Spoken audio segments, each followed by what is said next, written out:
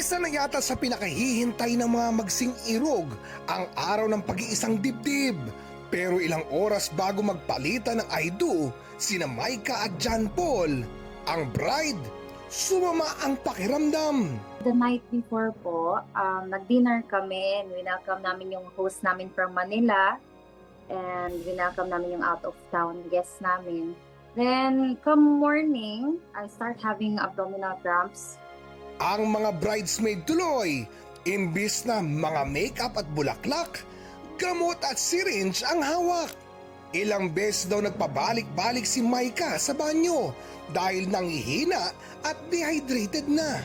To the rescue ang kanyang entourage na marami palang registered nurse at doktor. We decided na since I can't keep it in, hindi ako makakain, hindi ako makainom, napag-isipan namin na magswero na lang.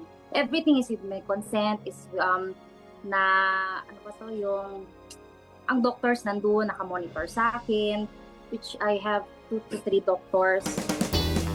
Ang iba pang abay at guest nagtulungan ng makabili ng medical supplies. Kasi iniisip ng mga tao, ay naka-ready ba for content, ganun.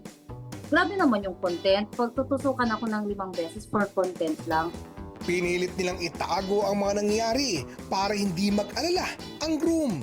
Kinuha nila yung doktor ko, yung Westman ko, kinuha nila yung CEO ng isang pharmacy, nung isang entourage ko din. Sabi ko, bakit kaya alis?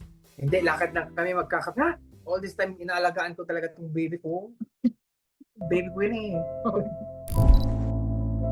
So at that time, kahit iniisip ko na cancel na ba ako, sobrang laki na lang nagastos namin, sobrang dami ng naaberya, sobrang daming umuwi for us. Nagdasal ko lang talaga, Lord, please, sana kayanin ko hanggang church.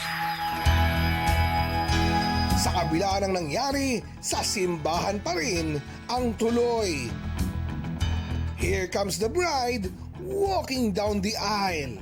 Actually, we were thinking na really it was divine intervention yung nangyari. Kasi pagtapak ng church, naging okay ako. And 8 years later, babe, andito na tayo in front of the Lord.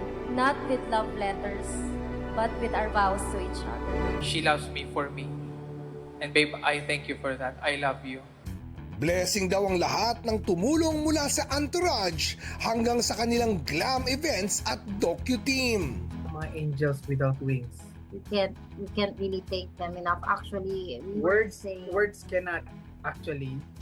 Sila, above and beyond sila sa mga duties and responsibilities nila. Maagang sinubok ang kasal ni Micah at John Paul, pero lumitaw din ang wagas nilang pagmamahalan sa isa't isa. Pati na rin ang mga taong nakapaligid sa kanila na nakahandang umagapay. Para sa GMA Integrated News, ako si Oscar Oida, ang inyong saksi.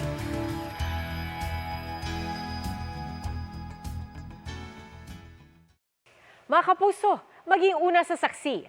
Mag-subscribe sa GMA Integrated News sa YouTube para sa iba't ibang balita.